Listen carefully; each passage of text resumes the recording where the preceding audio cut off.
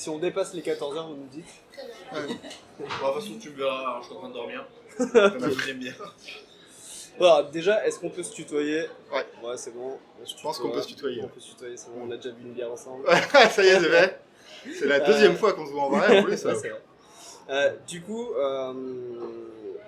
est-ce que tu veux dire ton nom? Pas du tout. Ouais, alors je vais te dire un peu sur le contexte de préservation d'identité et de données de vie privée que j'estime. Donc, bon, si je raconte des éléments un peu de mon histoire, donc, là dans la conversation, je vais peut-être dire des faits, des lieux, etc. Pour dans le but un peu de préserver les personnes citées, je souhaite que ce soit. Ouais. Si jamais je fourche dans ma langue, Okay. on mettra un petit blanc ou quelque chose comme ça. Non. Si.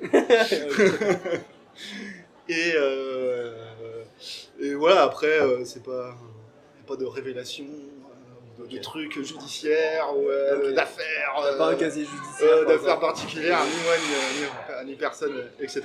Okay. Non, mais voilà, c'est comme on sait que certains défenseurs de la poposophie peuvent être un peu virulents, on va dire. Ouais. Et qu'on est payé par la doxa techno-scientiste de Monsanto et des zététiciens, tout ça. Ok, du coup, donc toi, en quoi tu peux apporter quelque chose sur la question de la biodynamie? Déjà, d'où tu viens, qu'est-ce que tu fais Ouais. Alors, si je pense amener quelque chose, c'est pas grand-chose. C'est juste un petit bout de récit. Moi, mon histoire perso, elle a... Il n'y a rien d'exceptionnel ou d'extraordinaire dans ce que je vais raconter. Hein. Pas d'histoire rocambolesque. Mais voilà, il s'avère que j'ai grandi dans une ferme. Moi, je suis né dans les années 80 et mes parents se sont installés en province, dans la région d'où était originaire mon père. Dans les années 80, il s'est installé en apiculture. Et dès le début, je pense, après je me souviens pas dans les années 80 vu que j'étais bébé, forcément. Mais dès le début, il est intéressé par les questions d'écologie. Avant de venir s'installer, il a plutôt une sensibilité, je dirais, un peu libertaire, inspirée par les luttes du Larzac, une certaine vision de la paysannerie, un peu proche de ce qui commence à se construire comme l'écologie politique, etc. Et je ne sais pas s'il a déjà une connaissance de la biodynamie quand il s'installe. Alors je sais que par contre sur d'autres points, moi j'y reviendrai parce que c'est un sujet à titre personnel qui m'importe, qui est d'ailleurs plus un sujet sur lequel je suis militant que celui de la biodynamie, qui est la question des vaccins, de l'antivaccinisme, hein, pour être clair. Je sais qu'il avait déjà des positions un peu anti-vaccinales avant de s'installer en apiculture, et que c'était avant la biodynamie, ça, pour le coup. Mais ouais, donc du coup il s'installe dans les années 80, et donc, moi je grandis, donc mes souvenirs c'est voilà, je dirais fin des années 80, début des années 90. Je sais qu'on va visiter, moi mes premiers souvenirs, je peux commencer par ça un peu, mes premiers souvenirs ou mes premières rencontres. Donc, alors je le sais par la suite parce que j'ai reposé des questions là-dessus, mais on est par exemple allé visiter des fermes, on allait à des fêtes de fermes en biodynamie qui faisaient des terrages de bousses de corne ou voilà, en tout cas des trucs liés à des pratiques de biodynamie. Et un de mes premiers souvenirs, hein, lui pour le coup il est assez vivace, j'en ai un souvenir assez net, même si bon, je pense qu'on peut se les réinventer par ailleurs des souvenirs, hein, ça c'est aussi le cas, mais d'avoir assisté à la dynamisation de l'eau. Et que du coup le mec qui faisait la démonstration avait montré quelque chose sur la dynamisation de l'eau. Et ça je me souviens gamin que je m'étais posé la question, je m'étais fait la remarque, c'est marrant, mais c'est quoi la différence avec quand moi je fais ma petite tambouille dans mon seau à faire tourner de l'eau? Avec de la terre et des fourmis. Avec la terre et des fourmis, ouais. Exactement. Et il me dit, je fais pareil. Ouais. Et alors ça c'est pareil, peut-être que je me reconstruis mes souvenirs, mais je crois me rappeler avoir posé la question à mes parents. Et voilà, et d'avoir un peu entendu une réponse, oui, mais c'est pas pareil, oui, il tourne assez vite pour qu'on voit le fond, et voilà, et ça met une énergie, etc. D'avoir un peu entendu ça.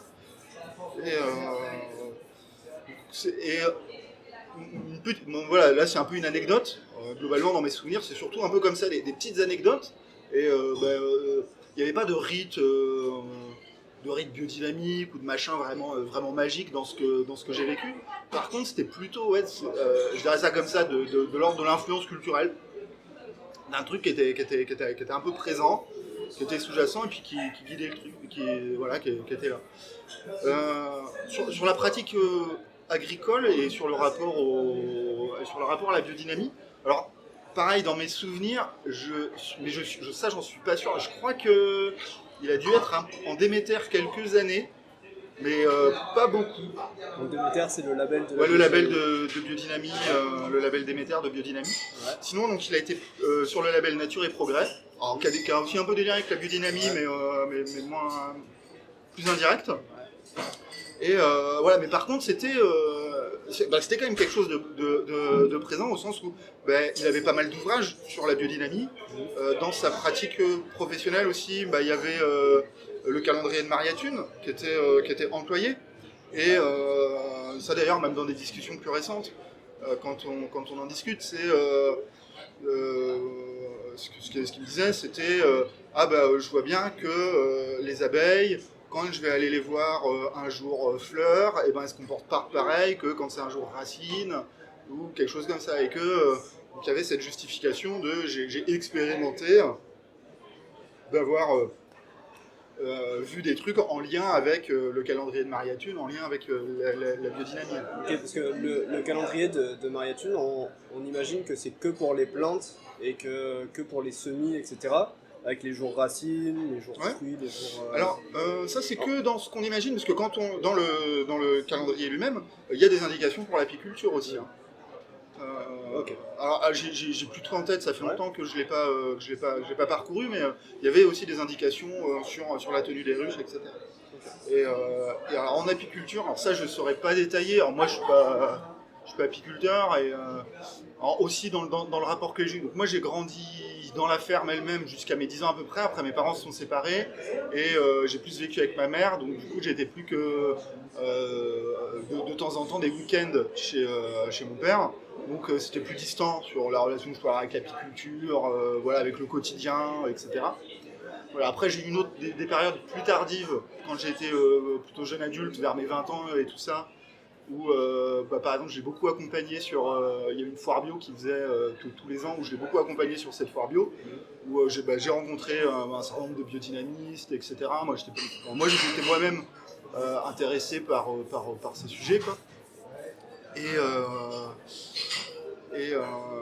voilà, je sais plus pourquoi je disais ça. Oui, sur le lien que j'avais avec ces pratiques, avec les techniques et l'utilisation dans les techniques apicoles. Donc pour le coup, j'ai pas un regard expert sur ces trucs-là. Et d'ailleurs, sinon, par ailleurs, sur ces techniques de pratique professionnelle, je dirais, je pense 80 ou 90% des choses qu'ils faisaient techniquement, mais en termes de pratique, c'était de l'apiculture classique, conventionnelle, et pas de trucs. Même sur le choix des reines, il achetait des reines de diverses races, etc. Il utilisait les types de cadres assez conventionnels. Alors il y avait des trucs effectivement pour les traitements du varroa. Il y a certaines choses qui sont utilisées, recommandées, d'autres non. Et il y a eu quand même, dans ces discours, il y a aussi beaucoup de choses sur les réglementations par rapport au traitement du varroa. Et lui, il utilisait d'autres trucs. Et il avait été en conflit aussi avec, je ne sais plus, avec de la réglementation vétérinaire par rapport à certains trucs qu'il utilisait, qui étaient utilisés en Allemagne, mais pas utilisés chez lui. Je ne saurais pas donner les détails, mais c'était aussi des trucs, puis d'être aussi un peu énervé contre les réglementations, contre ces trucs-là. Okay.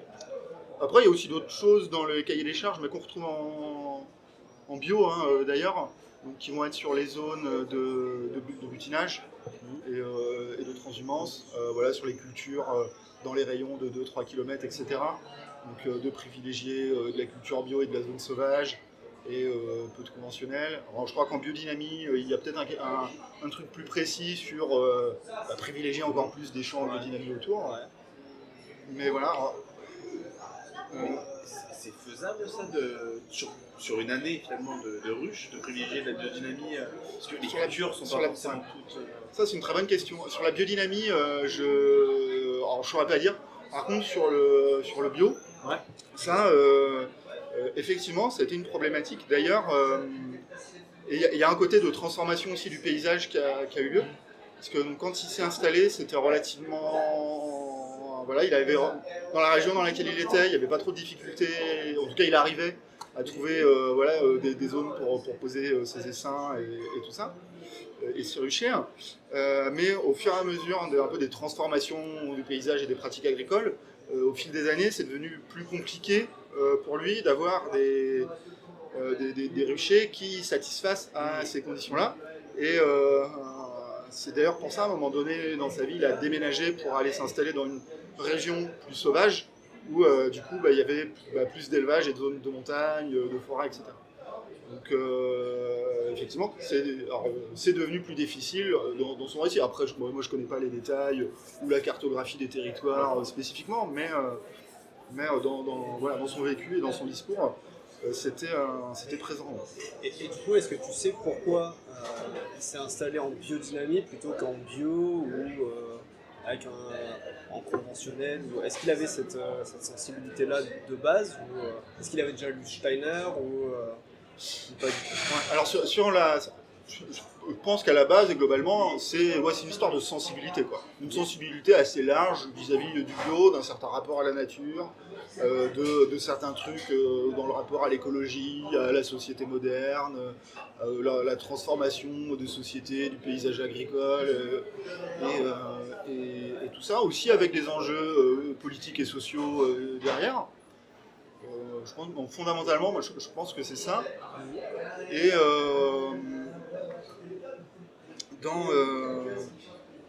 alors, du coup, dans le rapport au conventionnel, il y a ça.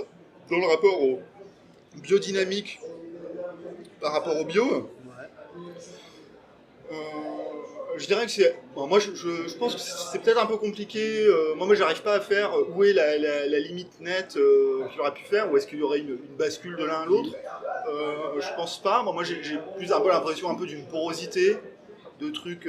Voilà, tu vas voir chez un certain nombre de bio. D'ailleurs, en termes de label, il a tout le temps été en bio, plus longtemps qu'en biodynamie ou même qu'à Nature et Progrès. Mais il y a eu une influence, et entre d'un producteur bio à un autre, il doit y avoir plus ou moins d'ouverture vis-à-vis de sujets relatifs à la biodynamie, aux énergies invisibles, à l'influence de la Lune, etc. quoi. Et ouais, c'est assez compliqué. Moi, je saurais ça, pas toi, bien tu l'as trancher, perçu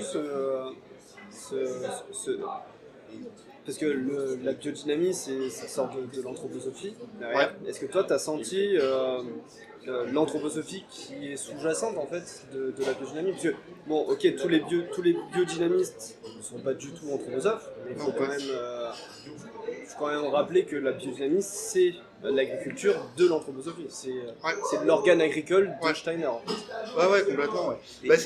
Ça, c'est compliqué. Alors, pour avoir plus récemment, d'ailleurs, un petit peu creusé sur ce sujet-là en discutant, alors, effectivement, mon père avait lu les conférences aux agriculteurs de Steiner. Il avait trouvé ça intéressant. Mais, je sais pas, en voulant un peu titiller...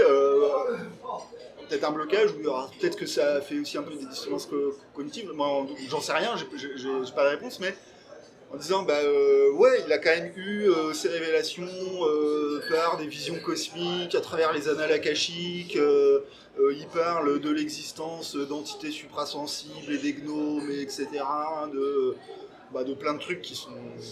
à un moment donné, moi, je sais pas trop comment dire. Voilà, c'est bizarre, quoi. C'est une pierre bizarre.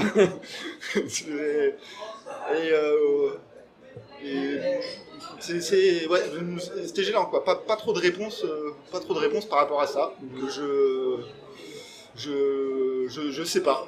Je sais pas. C'est compliqué. Et sur ce truc-là, tu vois, sur l'existence des entités suprasensibles, par exemple. Je pense que c'est compliqué. Alors moi, j'essaie de me renvoyer aussi moi-même, à l'époque où je pouvais un peu adhérer en partie à une partie de ces éléments-là.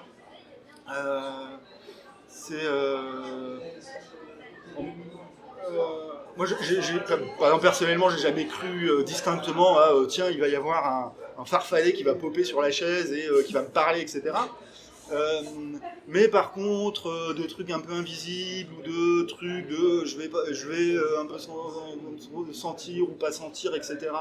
De manière subtile ou je vais nommer un truc, etc. C'était pas impossible. Et ça, même moi à l'époque, quand je pouvais un peu adhérer à ces trucs-là, je m'estimais comme très rationnel, j'étais plutôt athée, j'étais plutôt scientifique, etc. J'arrivais à coexister avec ces différents éléments-là sans trop de problèmes. Moi, les problèmes, en fait, sont arrivés quand, quand on les fait se rencontrer, il y avait quand même des bugs, des gros bugs, enfin, des trucs où... C'est-à-dire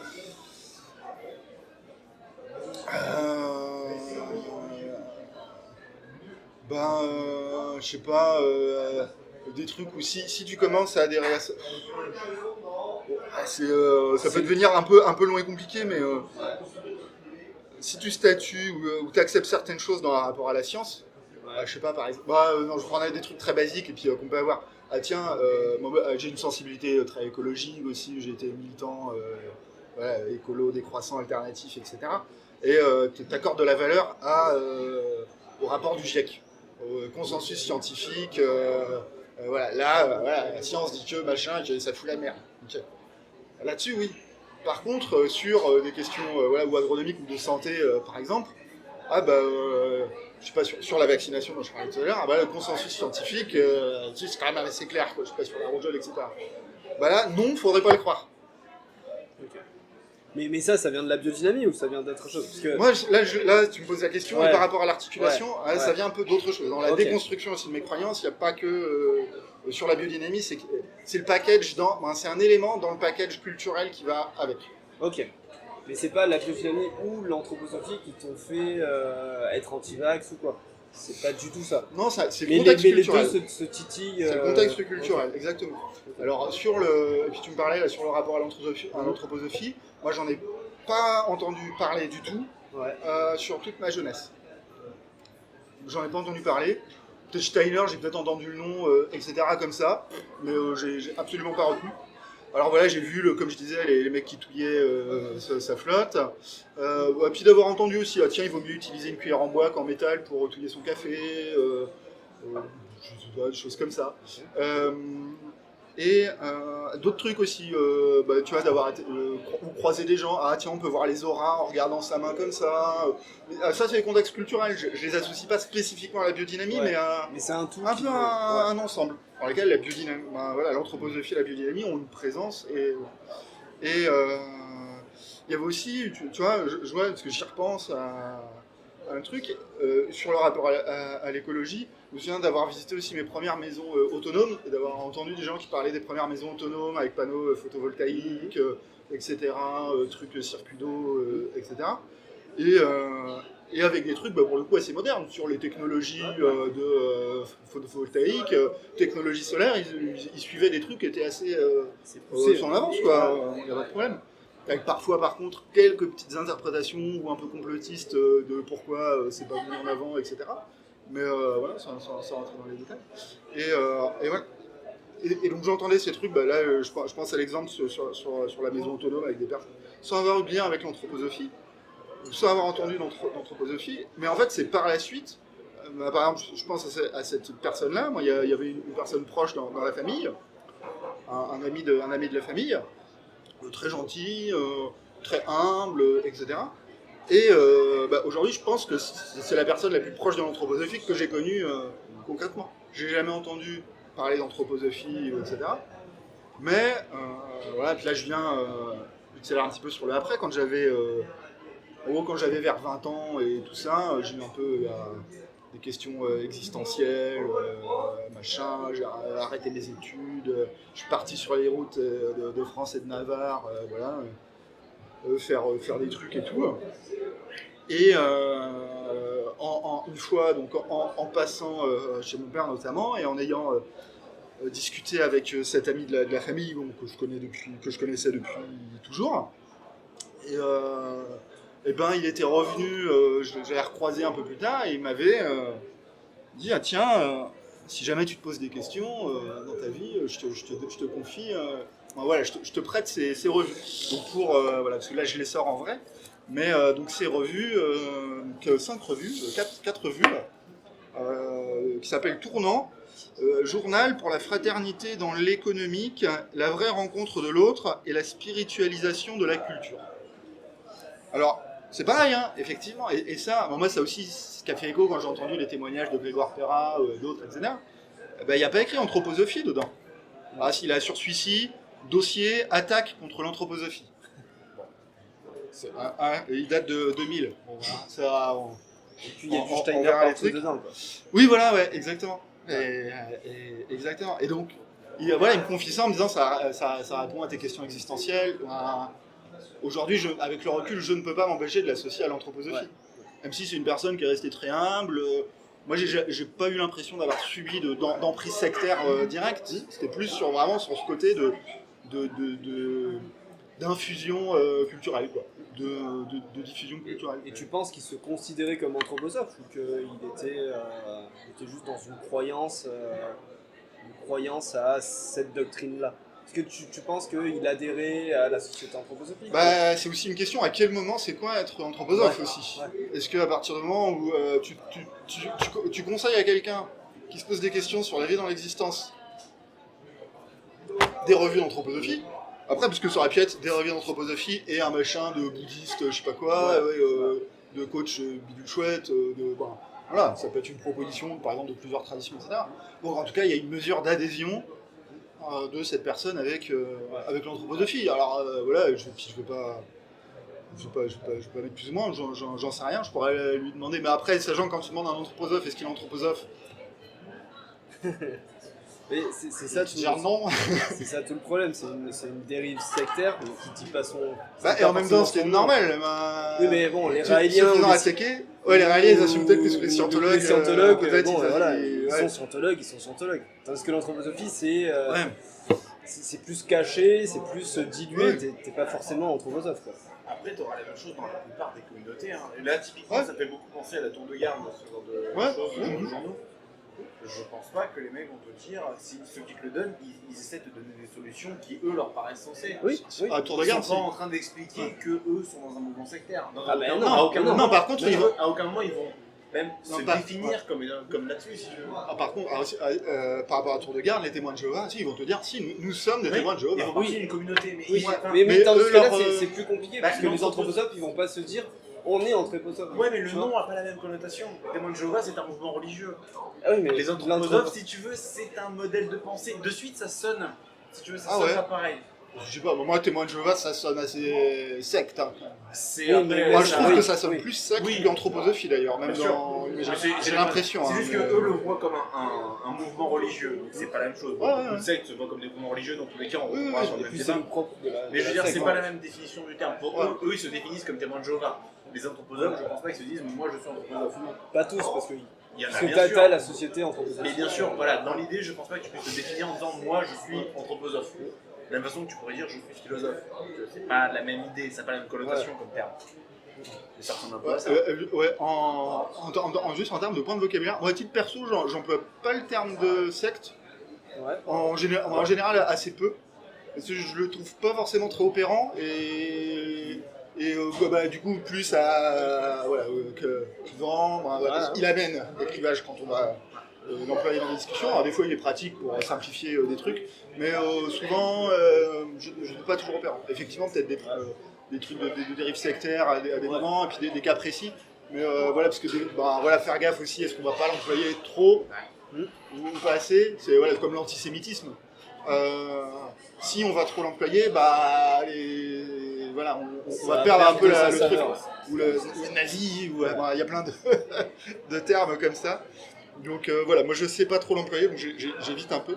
Mais en tout cas, Il y a j'ai pas besoin de il y a une ça. emprise qui est claire derrière. Pas besoin de ce mot-là pour avoir de la critique sur les dimensions spiritualisantes et les conséquences que ça peut avoir.